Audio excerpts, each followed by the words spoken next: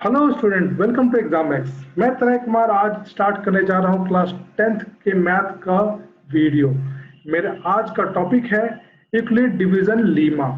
इस वीडियो में मैं आपको डिटेल में बताऊंगा कि यूक्लिड डिवीजन लीमा क्या है, एल्गोरिथम और लीमा में डिफरेंस क्या है, यूक्लिड डिवीजन लीमा को यूज करके एचसीएफ कैसे निकालते हैं। ये सारी चीजें मैं इस वीडियो में डिस्कस करूंगा।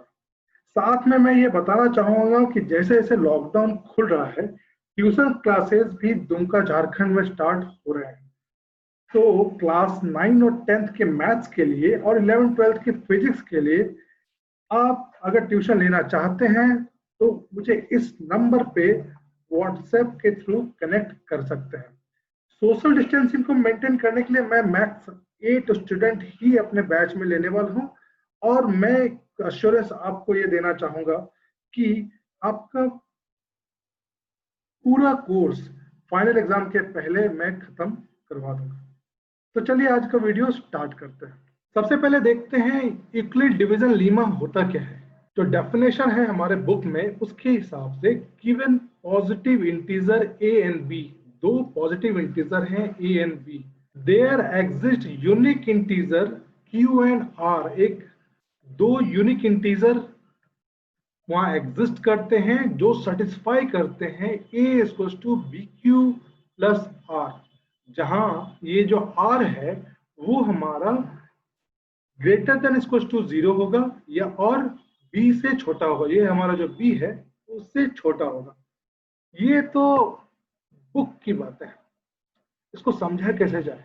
एक बहुत ही नॉर्मल वे में इसको मैं आपको समझाने जा रहा हूं। सिंपल, अगर मैं किसी दो नंबर को डिवाइड करूं, मान लो जो बचपन में हमने किया है डिवीजन, सिंपल डिवीजन। मान लो एक ये नंबर है, एक नंबर है 21, उसको मैं डिवाइड कर रहा हूं 4 से। ठीक है, तो मैं इसको कैसे डिवाइड करूंगा? 4 इंटू 5 इक्वल्स टू 20 और रिमाइंडर मेरा आ गया 1। ओके, इसी चीज को यहाँ पे यूक्लिड डिवीजन लीमा में इस फॉर्म में लिखा जाता है, a equals to B Q plus R. अब यहाँ पे a क्या है? a है हमारा 21, a इक्वल्स टू 21। b क्या है हमारा? b equals to 4। q क्या है हमारा? q है हमारा 5 और r है हमारा 1। ये है हमारा यूक्लिड डिवीजन लीमा। ठीक है, अब हम इसको सिंपल इसको यहाँ पुट कर देते हैं। 21 is equal to 4 into 5 plus 1। ये हमारा यूक्लिड डिवीजन लीमा का इक्वेशन के हिसाब से ये फॉर्म बनता है। ठीक है, अब कुछ और एग्जांपल ले लेते हैं हम। जैसे एक एग्जांपल है 17 और 6, हमें ए और बी दिया हुआ है 17 एंड 6।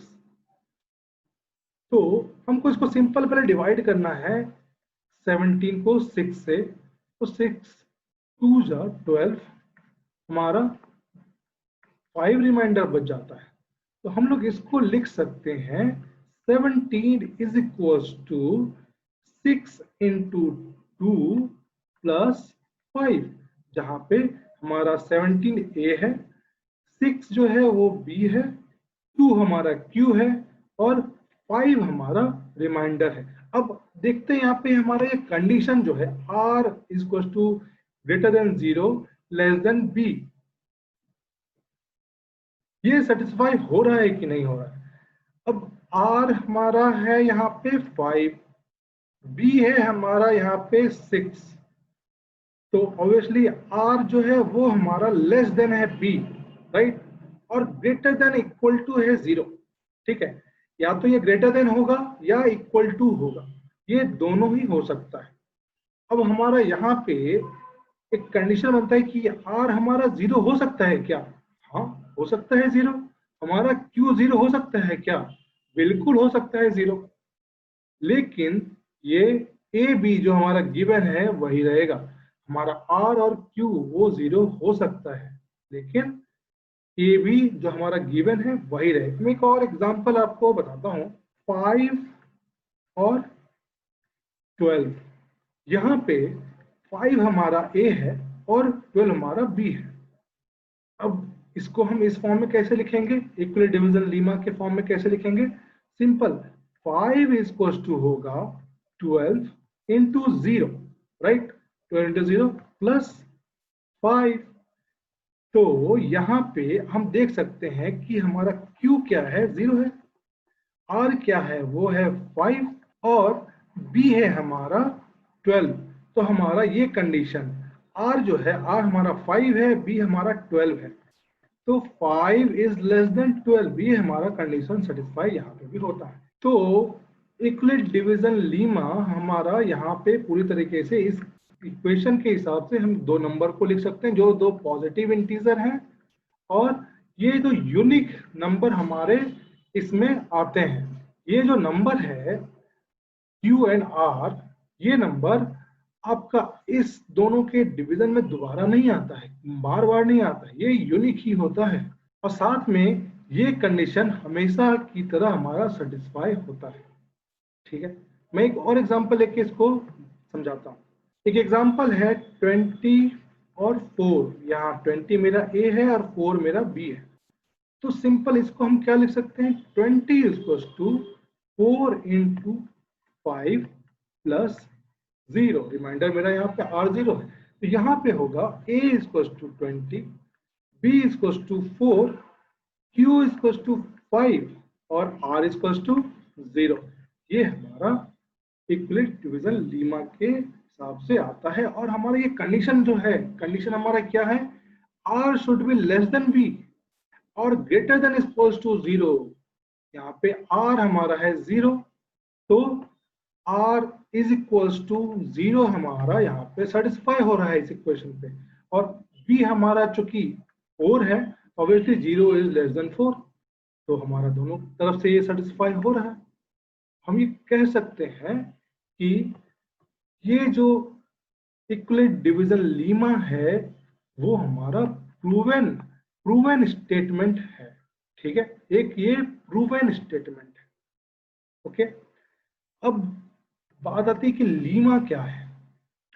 तो लीमा एक तरह का ऐसा प्रूवन स्टेटमेंट है जिसके बेसिस पे हम और भी स्टेटमेंट को प्रूव कर सकते हैं। अब एक एग्जांपल लेते हैं, जैसे मैं खाना खा रहा हूं, तो मैं खाना खा रहा हूं इसका मतलब यही है कि मुझे भूख लगी होगी तभी मैं खाना खा रहा हूं। आप ये प्रूव कर सकते हो कि अगर मैं खाना खा रहा हूं, ये स्टेटमेंट मैंने दिया कि मैं खाना खा रहा हूं, इसका मतलब आप ये प्रूव कर सकते हो कि मुझे भूख लगी है तभी मैं खाना खा रहा हूं। कोई दूसरा लड़का ये भी बोल सकता है और प्रूव भी कर सकता है कि जो मैं खा रहा हूं वो मुझे अच्छा लगता है तभी मैं खा रहा हूं। तो इस तरह से कई स्टेटमेंट आप एक स्टेटमेंट के बेसिस पे अगर प्रूव करते हो तो उसे हम लीमा कहते हैं। उसमें उसे क्या कहते हैं, लीमा। और एल्गोरिदम क्या होता है? एल्गोरिदम एक तरह का वेल डिफाइंड एक प्रोसीजर है जिसके बेसिस पे किसी भी तरह के प्रॉब्लम को हम सॉल्व करते हैं स्टेप बाय स्टेप। हमारा एक तरह से एल्गोरिदम एक मल्टीपल स्टेप्स है जिसको फॉलो करके हम किसी भी प्रॉब्लम को सॉल्व करते हैं। ठीक है, तो यहाँ पे अब एक एल्गोरिदम जो कि इक्विलेट डिवीजन लीमा के बेसिस पे हमें यूज करना है वो है HCF निकालने का। तो हम HCF कैसे निकाल सकते हैं, इक्विलेट डिवीजन लीमा को यूज करके। ठीक है, तो इसका स्टेप बाय स्टेप हम लोग फॉलो करना है। यहाँ पे स्टेप 1 क्या है? स्टेप 1 है कि हमें जो दो नंबर दिए हुए हैं जिसका हमें HCF निकालना है उसको हमें इस फॉर्म में पहले लिखना है। जो इक्विलेट डिवीजन लीमा का जो फॉर्म है उस फॉर्म में हमें लिखना है, और फिर हमको उससे फर्दर जो हमारा D होगा, हमको D को ही फिर से C बना देना है, और फिर हम उसको यूज करेंगे R को, और D को हमें फर्दर D को हमें C बना देना है और R को हमें D के तरह यूज करना है, और फर्दर हमको वैसे स्टेप बाय स्टेप आगे बढ़ के इसको निकालना है HCF। ठीक है, अब यहाँ पे ये तो हमारा एक मैथमेटिकल स्टेटमेंट है। बहुत बार मैथमेटिकल स्टेटमेंट सबको समझ में नहीं आता, लेकिन जब प्रॉब्लम सॉल्व करते हैं तो आपको बहुत इजी वो लगता है। ठीक, तो मैं इसको प्रॉब्लम सॉल्व करके दिखाता हूँ कि कितना इजी है। ये जो स्टेटमेंट है आपके 3 स्टेप, ये कितना इजी है। सबसे पहले मैं जो ट्रेडिशनल मेथड है एचसीएफ निकालने का, जो हमने बचपन में सीखा है, पहले मैं उसे देखता हूँ, उसके बाद उसको मैं इस एल्गोरिदम में फिट करूंगा। ठीक है, तो पहले हम एक एचसीएफ निकालते हैं। एचसीएफ निकालते हैं, दो नंबर है हमारे पास 420 और दूसरा नंबर है 130। ठीक है, ये दो नंबर है। इसका ट्रेडिशनल मेथड क्या था निकालने का? 130 से हमने डिवाइड किया 420 को। ठीक है, यहाँ 420 को मैं डिवाइड करूंगा तो यहाँ पे मैं 3 टाइम्स अगर डिवाइड करता हूँ तो ये आता है 390, राइट। हमारा रिमाइंडर बचता है यहाँ पे 30। ओके, अब फर्दर हम लोग इसको कैसे स्टेप लेते थे? अब ये 130 को मुझे डिवाइड करना है 30 से। ये 130 को हम लोग डिवाइड करते हैं 30 से, तो 3 4 जो आता है 120, 34 जा 120, हमारा रिमाइंडर हो गया 10। और फिर मैं इस रिमाइंडर को डिवाइजर की तरह यूज करूंगा और इस 30 को मैं डिविडेंड की तरह यूज करूंगा। तो 10 3 जो हमारा होता है 30 और रिमाइंडर हो गया हमारा 0। जैसे ही हमारा रिमाइंडर 0 आएगा, यहाँ पे वही है, continue the process till the remainder is 0। जैसे ही हमारा रिमाइंडर 0 आ गया तो जो हमारा डिवाइजर था वो हमारा एचसीएफ होगा। तो इन दोनों नंबर का एचसीएफ क्या हो जाता है? 10। ओके, ये हमारा ट्रेडिशनल मेथड था और हमें अब निकालना है ये यूक्लिड डिवीजन लीमा के मेथड से। तो चलिए हम लोग उस मेथड से भी इसको निकालते हैं। हम इसी डिवीजन लॉ को या इसी डिवीजन मेथड को वहां पे इंप्लीमेंट करेंगे स्टेप बाय स्टेप। जो आपका स्टेप या 3 स्टेप दिया हुआ है ना, मैं उसी को वहां पे फॉलो करूंगा। अब ये देखना, सबसे पहला है हमारा 420 को मैं यूक्लिड डिवीजन लीमा के का जो इक्वेशन है ये C equal to D Q plus R इस फॉर्म में लिखेंगे। तो यहाँ पे हमारा C क्या है? 420 है। यहाँ पे मेरा D क्या है? 130 है। मेरा यहाँ पे Q क्या है? 3 है। और R क्या है? R है यहाँ पे 30। सेम चीज मैं उधर लिखूंगा, 420 equal to 130 into 3 plus 30, right. मैंने यही चीज लिखा है यहाँ पे, 130 into 3 plus 30 equal to 420, right. ये आ गया मेरा। अब यहाँ पे मैं इसे यूज करूंगा फिर से एज अ डिविडेंड। ठीक है, 130 को मैं यूज करूंगा एज अ डिविडेंड और यहाँ जो 30 है ये मेरा हो जाएगा डिवाइजर। तो 30 मेरा डिवाइजर हो गया। अब मैं इसे यूज कर रहा हूँ, ये यहाँ पे सेम आप देख लो, 30 मेरा डिवाइजर है, 130 मेरा डिविडेंड है और हमें इससे मल्टीप्लाई करना है 4 से और रिमाइंडर कितना आएगा? 10। तो हम यहाँ पे इसको लिखेंगे 4 प्लस 10। देखिए हमारा जो इक्विवेलेंट डिवीजन लीमा का जो इक्वेशन है वो हमारा यहाँ पे सेटिस्फाई हो रहा है। आप देखो ये आर जो रिमाइंडर है वो लेस देन डी है और ग्रेटर देन 0 है। हर हमेशा जो रिमाइंडर है वो लेस देन डी, ये डी है हमारा यहाँ पे आपका 130 लेस देन डी है और ग्रेटर देन 0 और इक्वल टू 0 है। यहाँ पे 10 भी लेस देन 30 है और ग्रेटर देन इक्वल टू 0 है। अब यहाँ पे अब मेरा हो जाएगा 30, मेरा डिविडेंड हो जाएगा वो हो जाएगा 30। अब यहाँ पे डिवाइजर हो जाएगा मेरा 10। तो डिवाइजर जब मेरा 10 है तो मैं उसको 3 टाइम्स मल्टीप्लाई करूंगा और रिमाइंडर मेरा क्या हो जाएगा? 0। यहाँ पे स्टेप 3 में यही प्रोसेस करता है, continue the process till the remainder is 0। तो रिमाइंडर हमारा आ गया यहाँ पे 0, ये हमारा रिमाइंडर है, ये आ गया हमारा 0। तो हमें यहीं पे स्टॉप करना है। अब ये इक्वेशन क्या कहता है? The divisor at this stage will be required HCF। The divisor मेरा क्या है? यहाँ पे ये है मेरा डिवाइजर, राइट, ये है मेरा डिवाइजर। तो डिवाइजर इक्वल टू है मेरा 10, वही है मेरा HCF। ये है मेरा 420 और 130 का HCF। क्या है 10। अब यहाँ पे एक और बात है, कुछ स्टेप्स यहाँ भी दिए गए हैं। HCF of CD and HCF of DR are same. यहाँ पे CD क्या है और DR क्या है? तो यहाँ पे कहता है कि 130 और 30 का जो HCF है, HCF ऑफ 130 और 30, ये भी हमारा 10 ही होगा। फिर ये कहता है कि HCF ऑफ 30 एंड 10, ये भी मेरा क्या होगा 10 ही होगा।